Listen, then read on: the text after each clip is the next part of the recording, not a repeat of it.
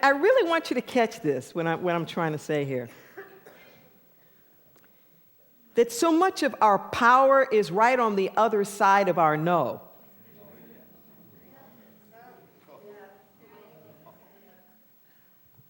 So much of our power is right on the other side of our no.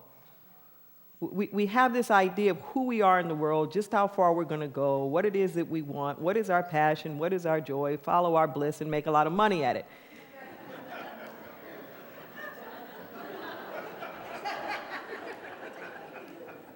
But yes is not following your bliss. Yes is a different place of surrender. And the journey to yes may not be that blissful. I got a witness. However, as you relax into it and get into the mystery of life, as we get into the inquiry of life, there is a magic, there is a mysticism that is bigger and greater than anything that you could possibly imagine. I had the opportunity from 7:30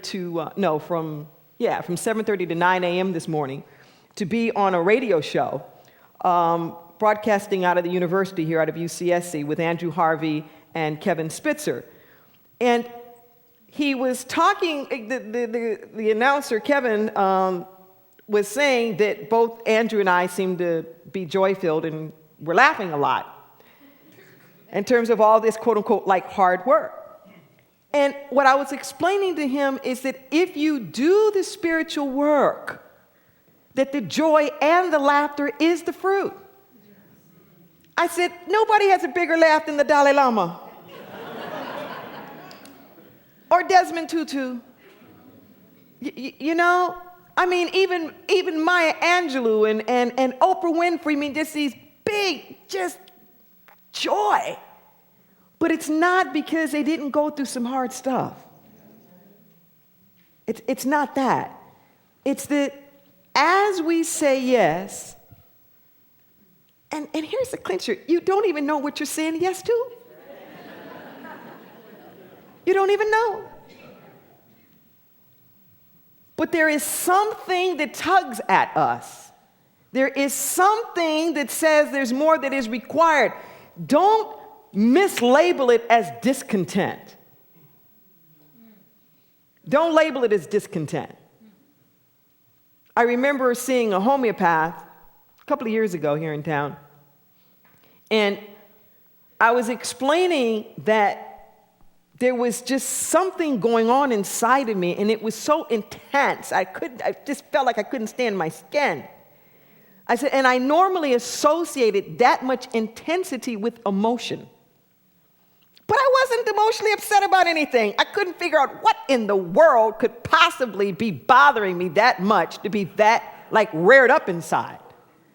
And I had this sense of being recalibrated. Catch that word.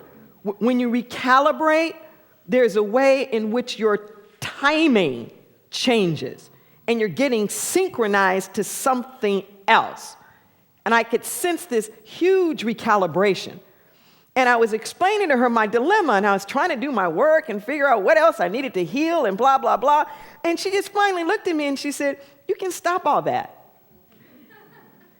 She said, "Just stop it." She says, "That's not what's happening."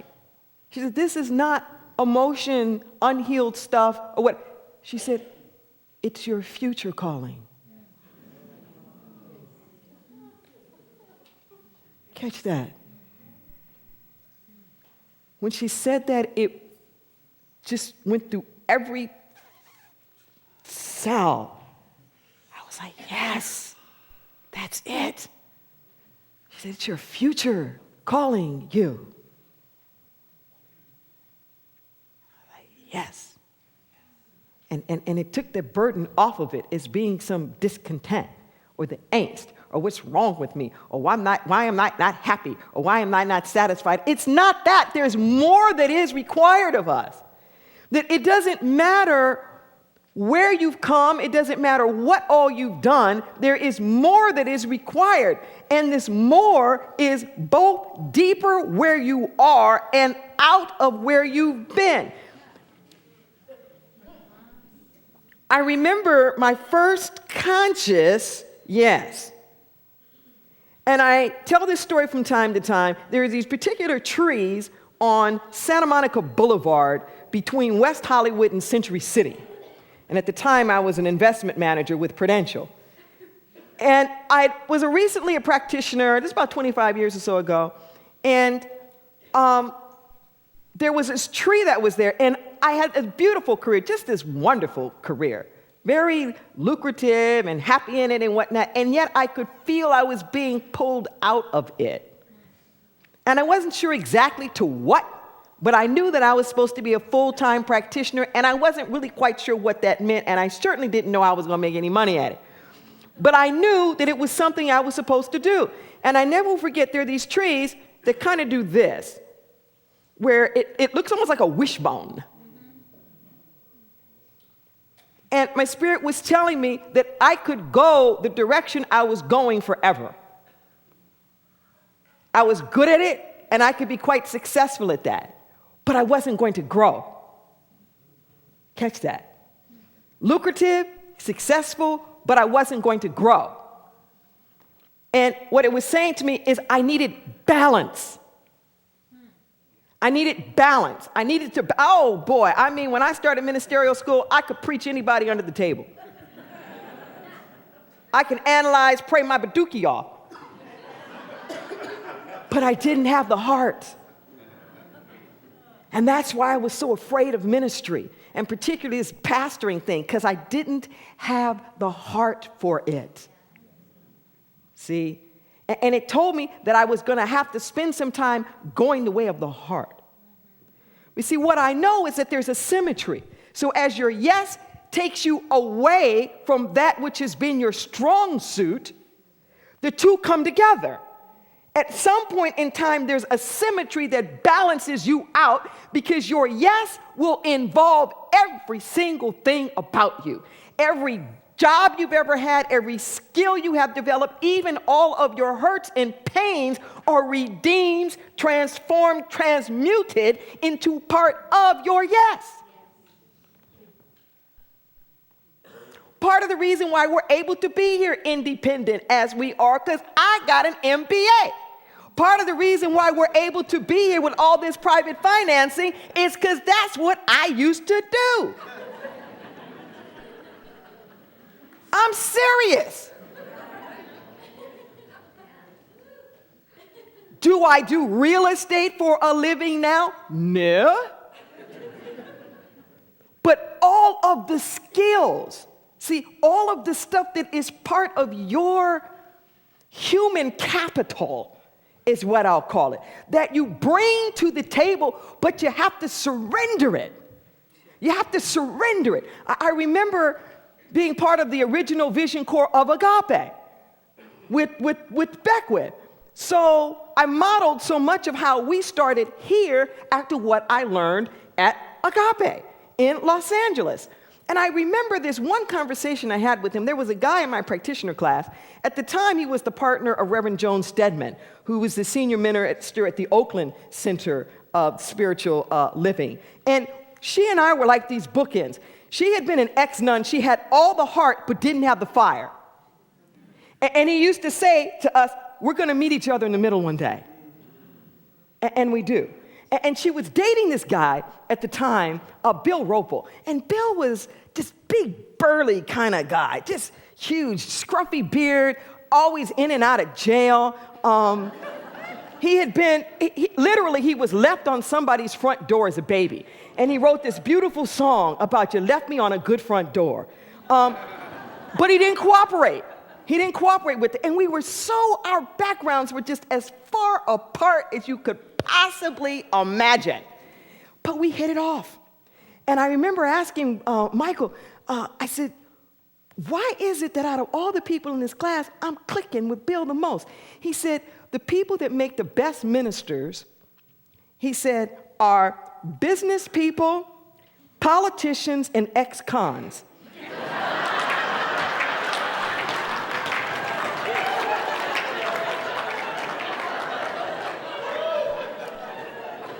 And I said, well, why is that? He said they are people who have harnessed a tremendous amount of personal power. They know they can make things happen.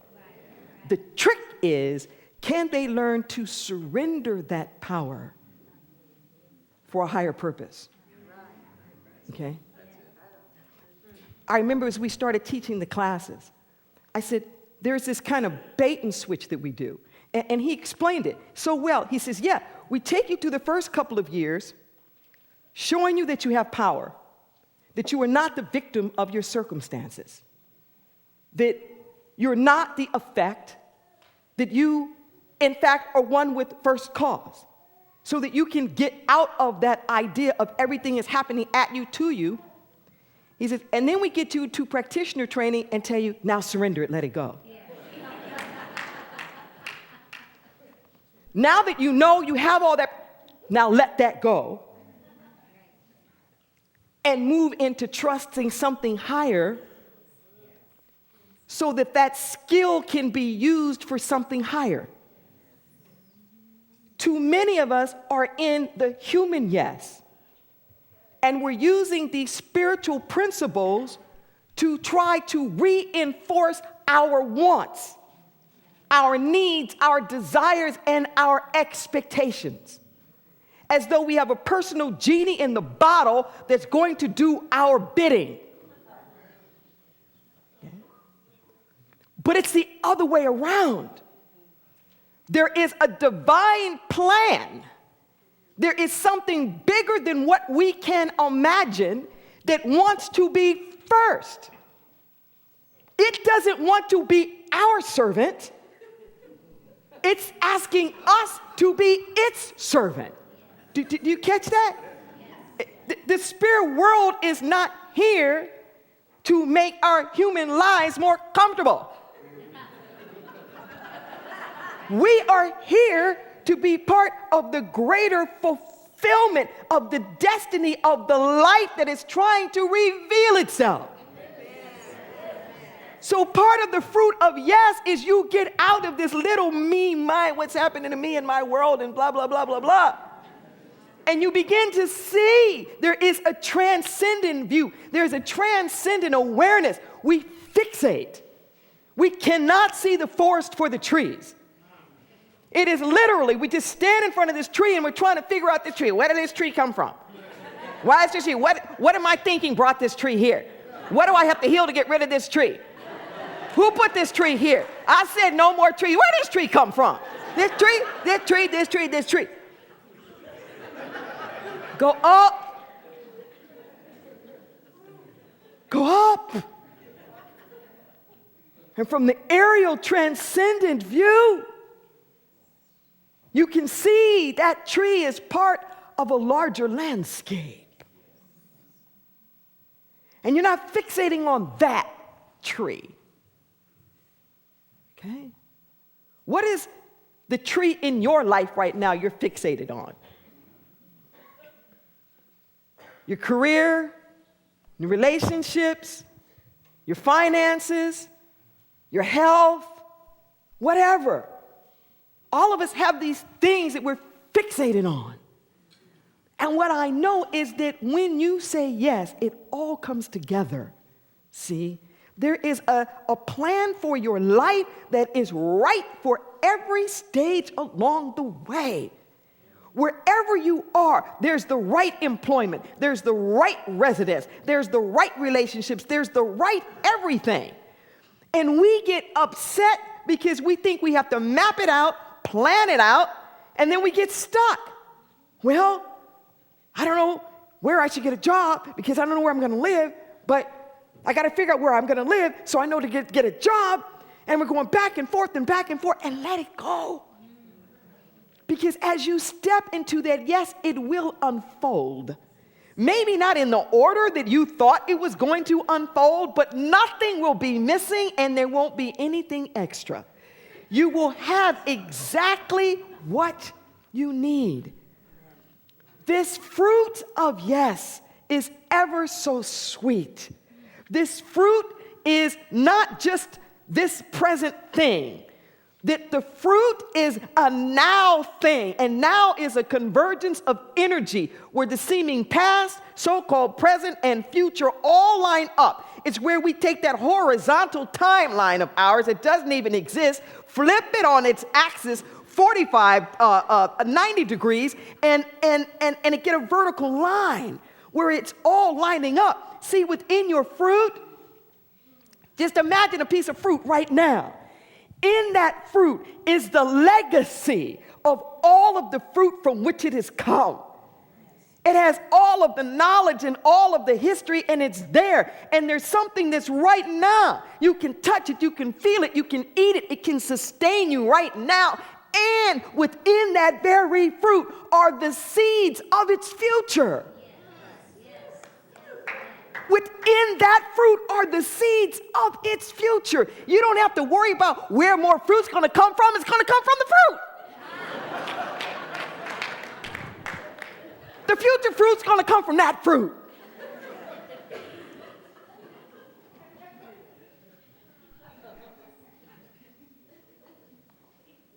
It's all there. It's all there. The wisdom of everything it needed to be to get here. Its full potential here now and everything it will be. And that's what will happen for you. You won't get dropped like the choir is singing now in one of the Carnegie songs. I don't believe you brought me this far to leave me.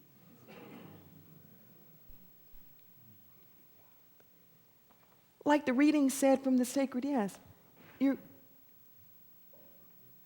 I used to not trust the yes. Particularly, if I'm honest about it, I was just sharing my story. There's a new PFLAG chapter that started here, Parents of Friends of Lesbians and Gays, and I spoke there last Tuesday night, and they were asking me to tell my coming out story. And I'll just kind of end with this. When I first got the call to ministry, I was 15. It was a very specific moment. I was at the New York Hilton at a youth convocation. It was just before I turned 16, in the fall of 1971. And I was really struggling with an altar call. And there was just so much drama in my house about my being gay. There are no words. The movement hadn't really gotten started. This is like really close to Stonewall. We're talking drama. And I was just so burdened by all of this, and I just went to the altar call, and I had this incredible experience. Literally, something happened to me that I just didn't even believe in. I saw it all the time, but I didn't believe in it. Something hit me on my chest, went up underneath my legs, and I was on the floor. I was on the floor speaking in tongues and I don't know what I was saying, but I was down there. My next clear memory was being in a restaurant and telling my mother that I had to call to ministry. That was my next clear memory. And after that, it was on. Because what I was being told is that saying yes to that calling meant God was going to turn me straight. And it's like, then you got to come up with a different plan, God. No. I remember making the decision at 16 that if I was going to go to hell, then I was just going to have to go. Because if I was going to burn in hell anyway, why live in hell now too?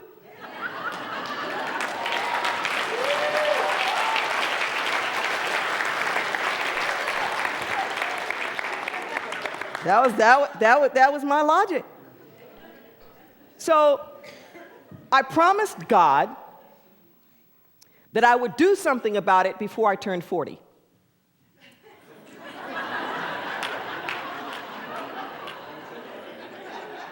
So on the eve of my 40th birthday, I started the Vision Corps.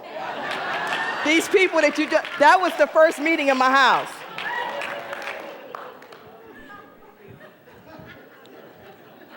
But that 38, 39, I got my butt whooped. Drama's optional. You don't have to be whooped that bad. You really don't. Not if we just say yes and trust the process. Your life may get reordered a bit. Okay, so that's an understatement.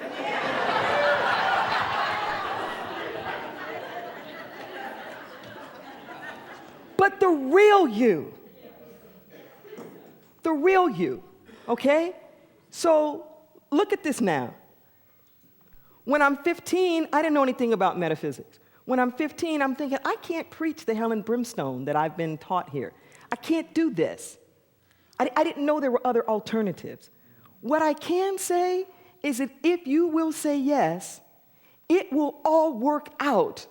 So I dedicate myself, I'm an activist, the whole world shifts and changes, and wouldn't you know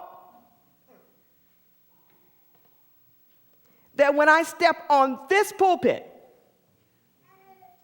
this church in escrow with somebody else, this church which was clearly the picture that we had been drawing and our visioning for years. And wouldn't you know this was a flagship of the Pentecostal denomination that was kissing cousins to me?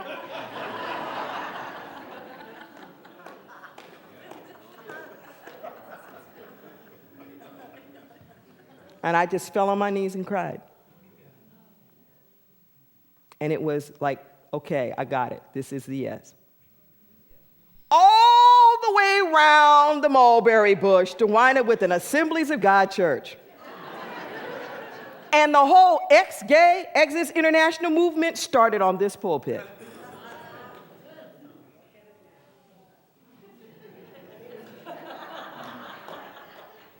But there's something redemptive in yes. The people who were here before said it had been prophesied for 11 years that this place would become, catch the word, a center of light.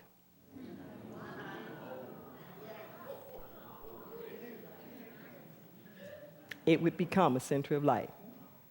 Moral of the story, don't worry how you're going to get from here to there, because you can't see it. Nobody could have ever believed at 15 that this moment could be here, where I could be standing in truth and integrity, in spiritual power, and a Bible teacher of this same book that I was being beaten up with.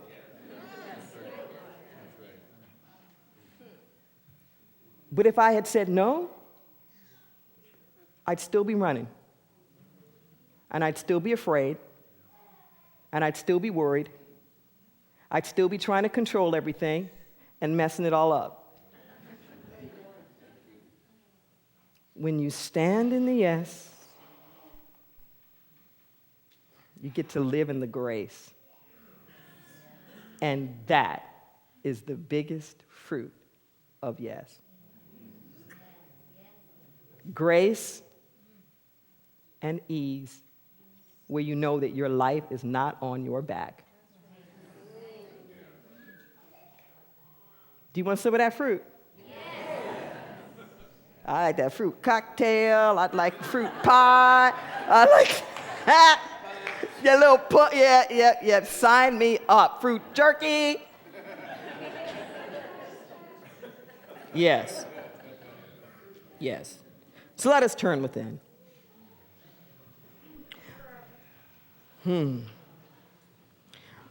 I'm knowing that the prayer has already been done. We have prayed and we have worshiped and we have celebrated.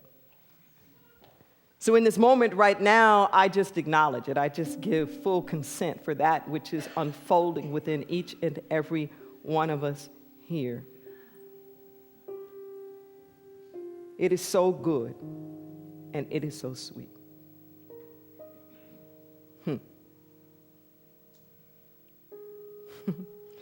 A couple of days ago, I just found the cassette tape of the very first service, Living the Sacred Yes.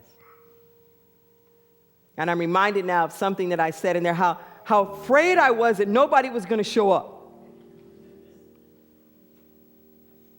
Now, mind you, the fact that 232 people showed up.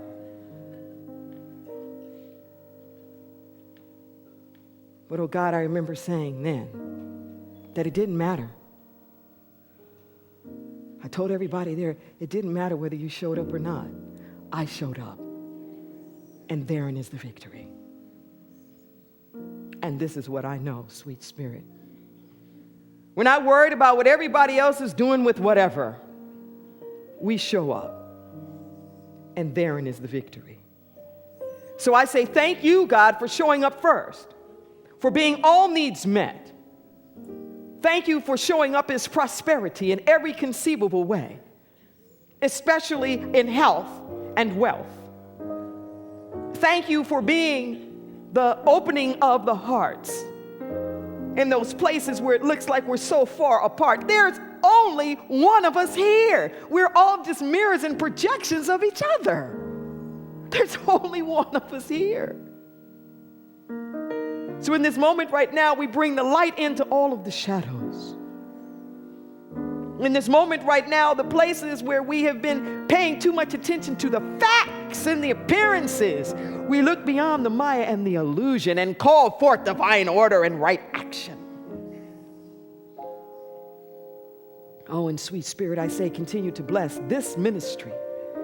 For as you keep saying, eyes have not seen nor ears heard the glory that is in store as this ministry unfolds and steps into its rightful place on the world stage.